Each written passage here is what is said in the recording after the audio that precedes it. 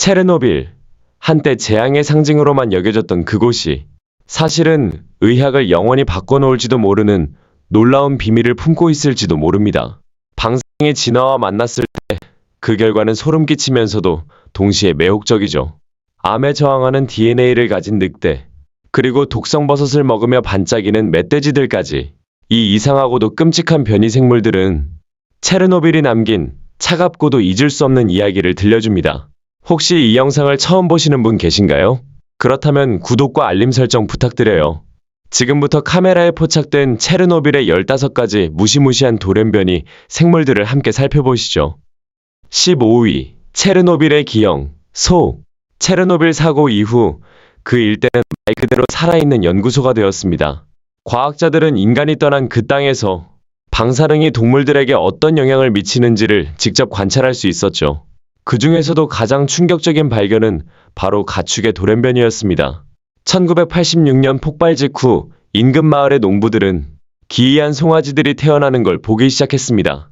다리나 얼굴이 뒤틀린 송아지, 사지가 여분으로 달린 송아지, 심지어 눈이나 턱이 없는 송아지들도 있었어요.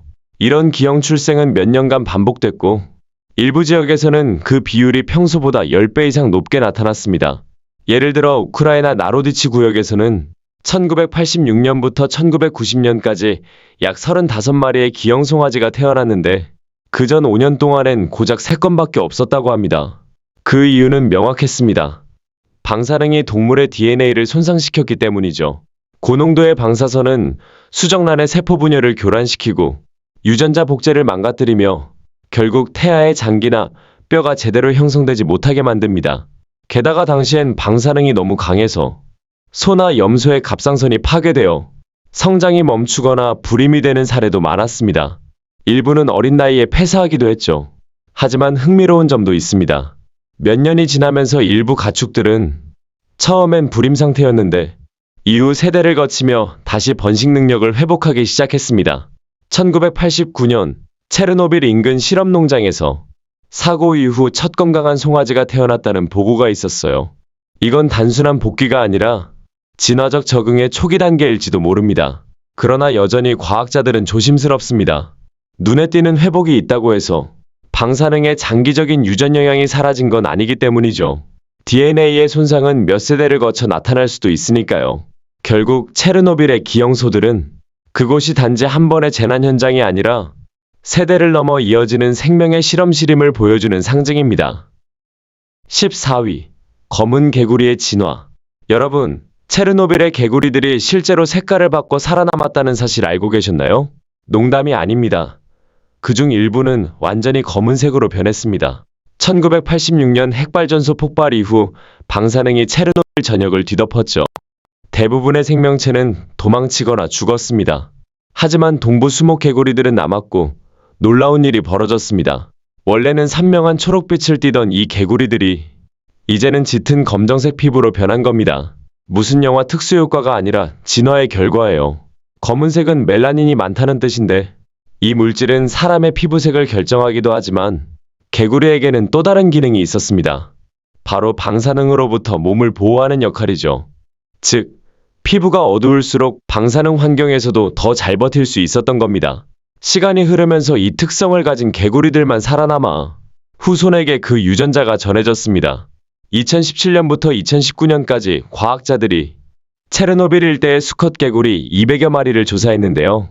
가장 오염이 심한 지역일수록 피부가 가장 어두웠다고 합니다. 자연은 이렇게 말하고 있었죠. 적응하라. 그렇지 않으면 사라질 것이다. 이 개구리들은 실제로 그렇게 적응해냈습니다. 놀라운 건 이 검은 개구리들이 전혀 병들지 않았다는 점이에요. 스트레스도 없고 오히려 건강하게 잘 살고 있죠. 지구에서 가장 위험한 장소 한복판에서 그들은 지금도 개굴거리며 잘 뛰어다니고 있습니다. 13위, 체르노빌의 괴물매기. 체르노빌의 냉각수 탱크가 한때 거대한 물고기들의 보금자리가 되었다는 사실 알고 계셨나요? 1986년 비극 이후 인간들은 그 지역을 피했지만 물속에서는 놀라운 진화의 실험실이 조용히 펼쳐지고 있었습니다.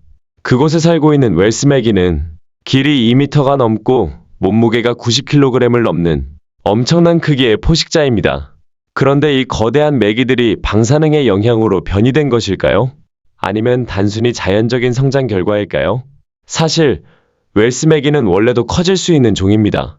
하지만 체르노빌의 물속 환경은 그 성장에 완벽한 조건을 제공했죠. 사람이 잡지 않고 천적도 없고 먹이도 풍부했습니다. 마치 자연의 무한리필 뷔페 같았던 거예요. BBC의 리버몬스터 진행자 제러미 웨이드가 직접 조사한 결과 이 물고기들의 방사능 수치는 일반보다 다소 높았지만 빛나지도 않고 지느러미가 추가로 생긴 것도 아니었다고 합니다. 그저 엄청나게 큰 정상적인 매기들이었죠. 결국 이건 단순한 돌연변이의 공포가 아니라 인간이 사라진 자연이 회복한 생태계의 결과일 수도 있습니다. 12위.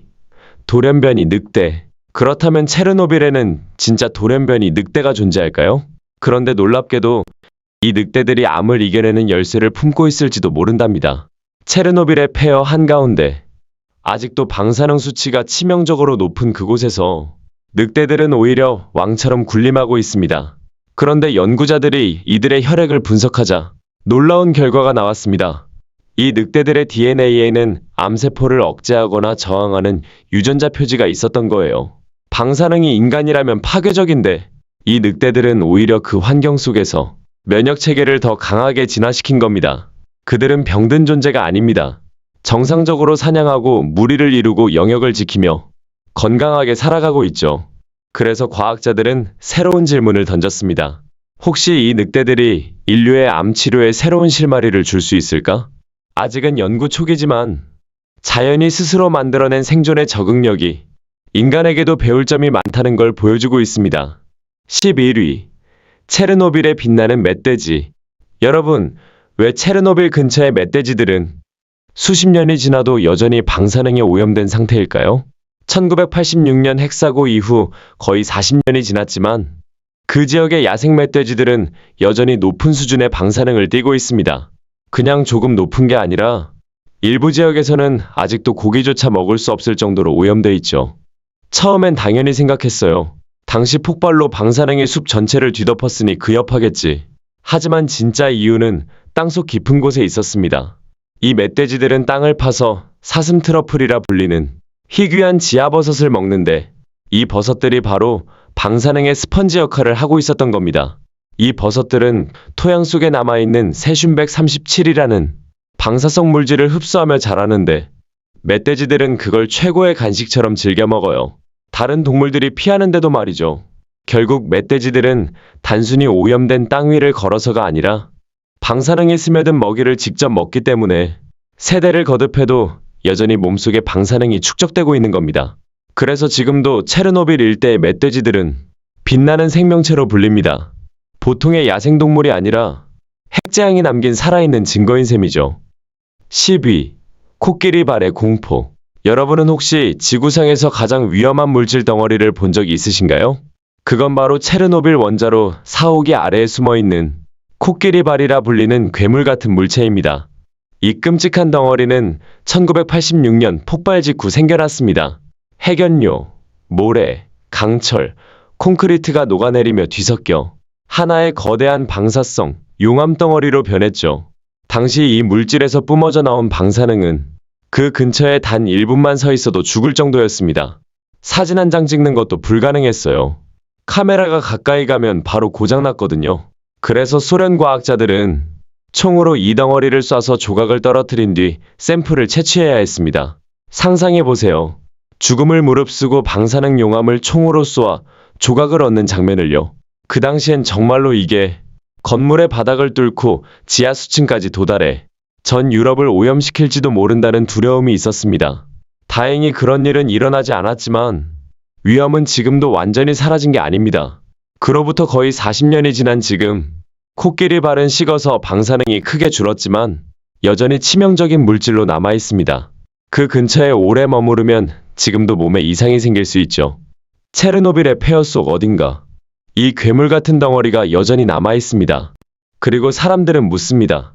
그렇다면 아직 발견되지 않은 또 다른 괴물이 저 아래 어둠 속에 숨어 있는 건 아닐까?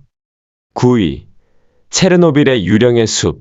이 이야기는 조금 섬뜩하지만 동시에 굉장히 아름답습니다. 체르노빌의 숲은 마치 침묵의 기록 보관소처럼 재앙의 흔적을 지금까지 간직하고 있습니다. 1986년 폭발로 하늘과 땅뿐 아니라 숲의 한가운데까지 방사능이 스며들었죠. 그 결과 나무의 나이테에는 그날의 상처가 고스란히 남았습니다. 갑작스러운 성장 정지, 그리고 수십 년에 걸친 불균형한 생장 흔적들이 나이테마다 새겨져 있었던 거예요. 하지만 진짜 기이한 건 그 다음입니다.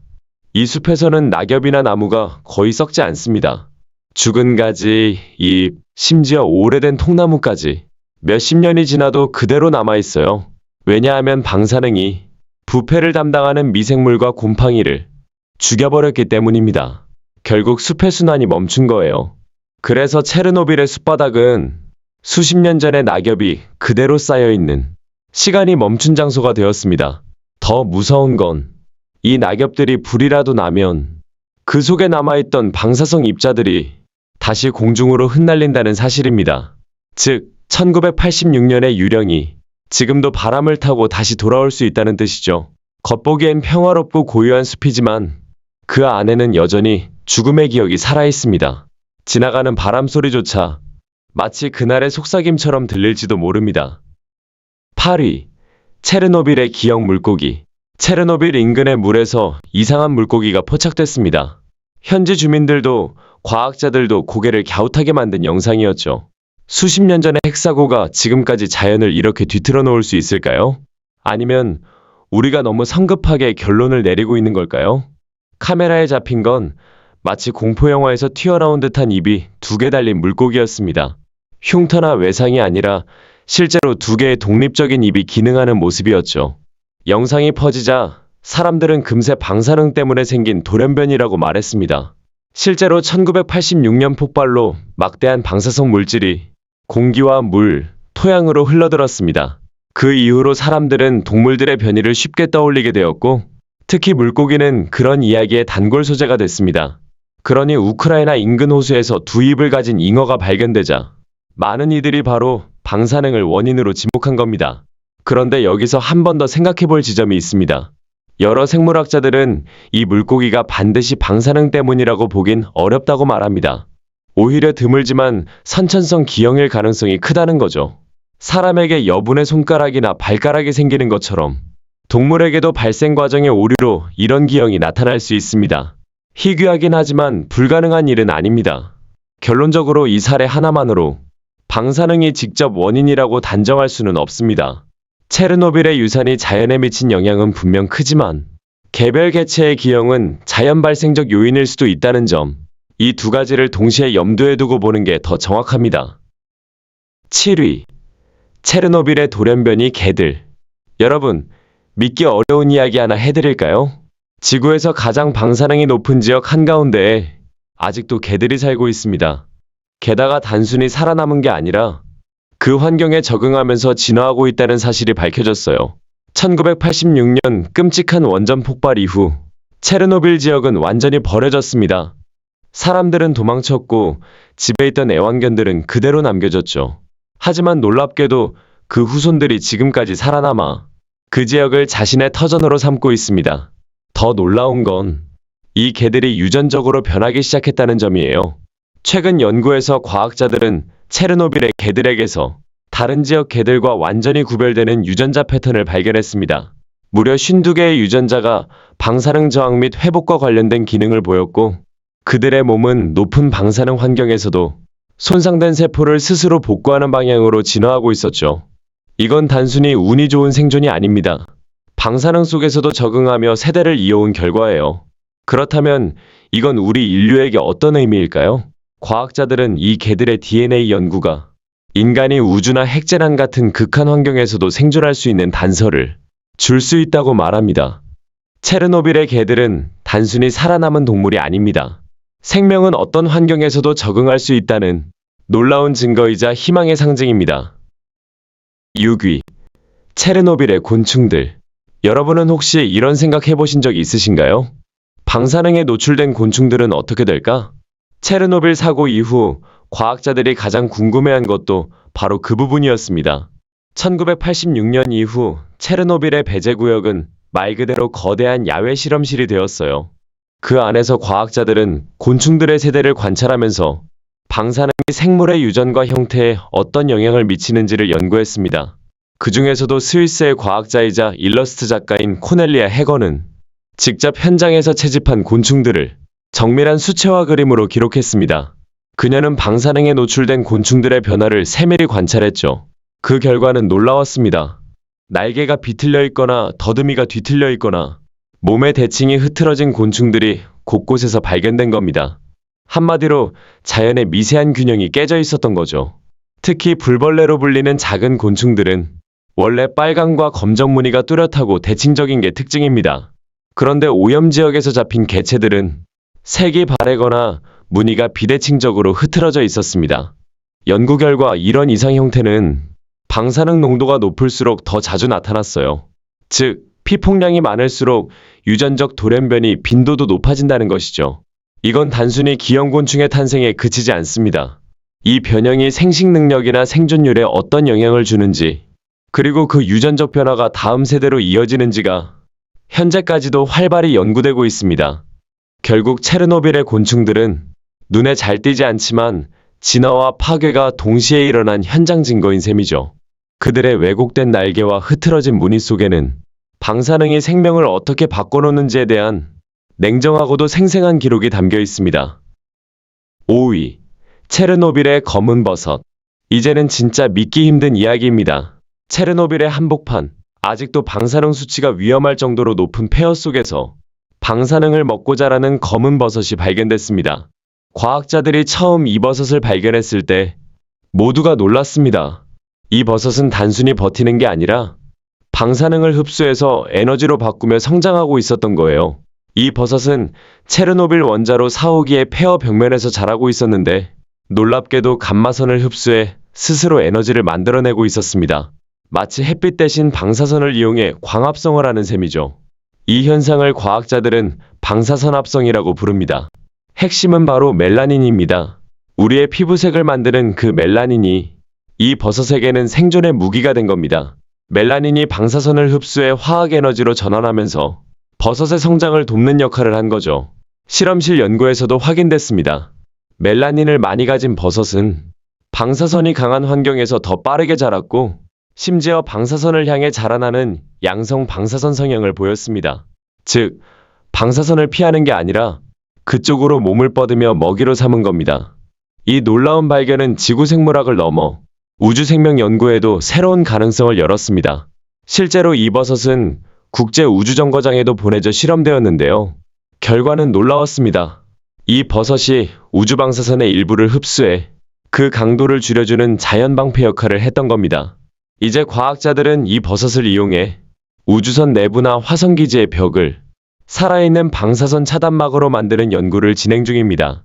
체르노빌의 폐허에서 태어난 이 작은 생명체는 아이러니하게도 인류의 미래를 지켜줄 존재가 될지도 모릅니다. 4위. 체르노빌의 야생 스라소니. 체르노빌의 금지구역 한복판에서 믿기 힘든 장면이 카메라에 포착됐습니다. 그건 바로 야생 유라시아 스라소니, 즉 북유럽과 러시아의 깊은 산속에서나 볼 수 있는 그 희귀한 맹수가 체르노빌 숲을 자유롭게 거닐고 있는 모습이었습니다. 사고 이후 인간이 떠난 이 지역은 죽음의 땅이 아니라 오히려 자연이 되살아나는 성역이 되어가고 있습니다. 체르노빌 폭발로 인간의 발길이 끊긴 지 30년이 넘었지만 그동안 숲과 초원은 서서히 생명을 되찾았습니다. 자동차도 농사도 사냥꾼도 사라진 그곳에서 늑대, 곰, 사슴, 여우, 그리고 드디어 스라소니까지 돌아온 거예요. 연구자들은 이 광경에 큰 충격을 받았습니다. 왜냐하면 스라소니는 먹이사슬의 최상위 포식자이기 때문입니다. 그들이 돌아왔다는 건 그 아래 단계의 생태계가 이미 안정됐다는 뜻이거든요. 과학자들이 설치한 자동 카메라에 찍힌 영상에서는 스라소니가 여유롭게 나무 사이를 걸으며 폐허가 된 건물과 버려진 도로 주변을 순찰하듯 돌아다니는 모습이 담겼습니다. 게다가 놀라운 사실은 그들의 개체수가 인근의 비오염 지역과 큰 차이가 없었다는 것입니다. 즉, 방사능에 노출된 지역임에도 자연 생태계가 인간의 간섭이 사라진 덕분에 오히려 회복되고 있다는 거죠. 물론 모든 게 완벽히 건강한 건 아닙니다. 과학자들은 여전히 일부 동물들에서 DNA 손상이나 세포 이상 같은 흔적을 발견하고 있습니다. 하지만 종 전체로 보면 이들은 놀라울 정도로 강인한 적응력을 보여주고 있습니다. 결국 체르노빌의 스라소니는 재앙의 상징이었던 이 지역이 다시 생명의 터전으로 변하고 있음을 보여주는 존재입니다. 방사능이라는 극한의 조건 속에서도 자연은 스스로의 균형을 되찾고 있었던 거죠. 이 스라소니의 복귀는 우리에게 묻습니다. 인간이 사라진 세상에서도 자연은 결국 살아남는가? 그리고 체르노빌은 그 대답을 조용하지만 강렬하게 보여주고 있습니다. 3위. 프랑스의 방사능 버섯. 혹시 알고 계셨나요? 유럽 곳곳의 버섯들, 특히 동유럽에서 자란 버섯들 중 일부는 지금도 여전히 체르노빌 사고의 흔적을 품고 있습니다. 2017년 프랑스 당국은 충격적인 사실을 발표했습니다. 벨라루스에서 들여온 버섯 3.5톤 이상이 검사 결과 세슘 137이라는 방사성 물질에 오염돼 있었다는 겁니다. 그 양이 너무 높아서 유럽연합의 안전기준을 초과했죠. 결국 이 버섯들은 모두 폐기되었습니다. 세슘 137은 핵발전 과정에서 생겨나는 대표적인 방사성 물질로 체르노빌 폭발 당시 대량으로 대기 중에 퍼졌습니다. 문제는 이 물질의 반감기가 약 30년이라는 겁니다. 즉, 한 세대가 지나도 절반밖에 줄지 않는다는 뜻이죠. 게다가 버섯은 땅속에 뿌리처럼 퍼져 있는 균사로 영양분을 흡수하며 자라는데 이때 토양 속 방사성 물질도 함께 빨아들이는 특성이 있습니다. 그래서 시간이 흘러도 버섯 안에는 여전히 세슘 137이 남아있는 겁니다. 물론 프랑스 보건당국은 이 정도 수준의 버섯을 한두 번 먹는다고 즉시 건강에 치명적인 영향을 주는 건 아니라고 밝혔습니다. 하지만 이런 오염식품이 유럽 시장까지 유입된다는 사실은 충분히 불안한 경고신호였죠. 이 사건은 단순한 수입 오염 문제를 넘어서 체르노빌 사고가 남긴 환경적 후유증의 깊이를 다시 일깨워줬습니다.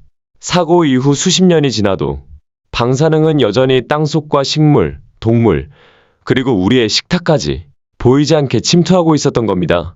결국 프랑스의 방사능 버섯 사건은 이 질문을 던집니다. 과연 우리는 지금 완전히 안전한 음식을 먹고 있는 걸까? 체르노빌의 그림자는 아직 끝나지 않았습니다.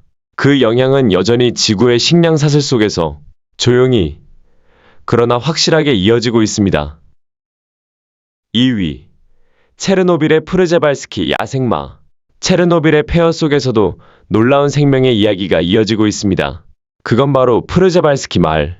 지구에 남은 마지막 진짜 야생마의 귀한 이야기입니다.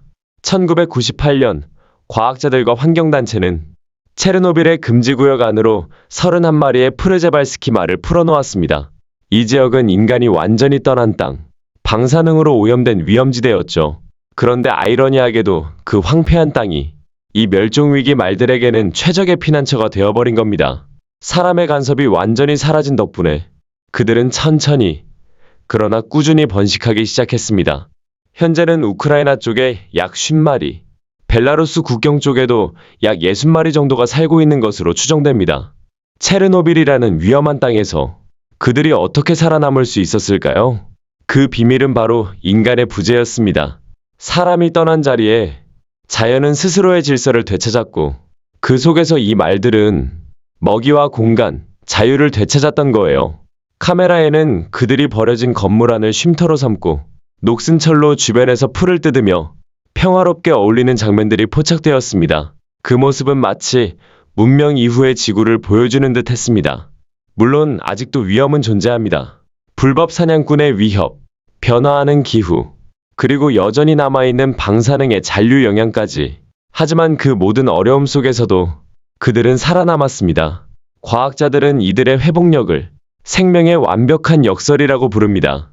인간이 떠난 가장 위험한 장소에서 오히려 생명이 번성하고 있기 때문이죠. 체르노빌의 프르제발스키 말들은 우리에게 이렇게 말하는 듯합니다. 자연은 인간이 없어도 살아간다. 하지만 인간은 자연 없이는 살 수 없다. 이 야생마들의 귀환은 단순한 생태학적 사건이 아니라 생명의 회복력에 대한 감동적인 증언입니다. 그들이 달리는 모습은 마치 재앙 위의 희망처럼 체르노빌의 잿빛 대지 위를 조용히, 그러나 힘차게 가르고 있습니다. 1위. 체르노빌의 기영사슴. 체르노빌 금지구역의 고요한 숲속. 어느 날 카메라에 이상한 사슴 한 마리가 포착되었습니다. 겉보기엔 평범한 듯 보였지만 가까이 다가가자 모두 숨을 삼켰습니다. 그 사슴에게는 여분의 다리, 즉 몸에 더 달린 사지가 있었던 겁니다. 이 사슴은 단순한 이상 개체가 아니었습니다. 방사능 오염이 생명체 유전 구조에 얼마나 깊게 영향을 미칠 수 있는지를 보여주는 살아있는 증거였죠. 이 현상은 폴리멜리아라고 불립니다. 태아가 자라는 동안 DNA가 손상되어 정상적인 발달 과정이 어그러질 때 나타나는 변이입니다. 즉, 방사선이 세포의 설계도를 교란시켜 사람이나 동물의 몸에 여분의 팔다리가 자라나는 거예요. 체르노빌 사고 이후 이런 기형사슴들은 여러 차례 발견됐습니다. 일부는 살아남았지만 대부분은 다리가 불편하거나 몸의 균형을 잃어 제대로 걷지 못하고 어린 나이에 죽었습니다. 과학자들은 이 사슴들의 뼈와 조직을 분석해 공통된 특징을 찾아냈습니다. 방사능이 직접 DNA를 파괴하기보다는 세포 분열의 타이밍을 뒤틀어버린다는 것이었습니다. 그 결과 몸의 한쪽에서 또 다른 사지가 자라난 거죠. 이런 현상은 매우 드뭅니다. 하지만 체르노빌의 오염 지역처럼 방사능이 강하게 남아있는 환경에서는 그 확률이 평소보다 훨씬 높습니다. 이 사슴의 사진은 전 세계 연구자들에게 큰 충격을 주었습니다. 보이지 않는 재앙이 수십 년이 지난 지금도 여전히 생명의 설계도에 간섭하고 있다는 걸 명확히 보여줬기 때문이죠. 체르노빌의 사슴은 그래서 단순한 변이 생물이 아닙니다. 그 존재 자체가 환경재앙의 후유증이 얼마나 오래 지속되는지를 우리 눈앞에 보여주는 슬픈 증언입니다. 아름다운 숲속에 서 있는 그 모습은 한편으로는 자연의 회복력, 다른 한편으로는 인간이 남긴 상처의 잔혹함을 동시에 드러냅니다.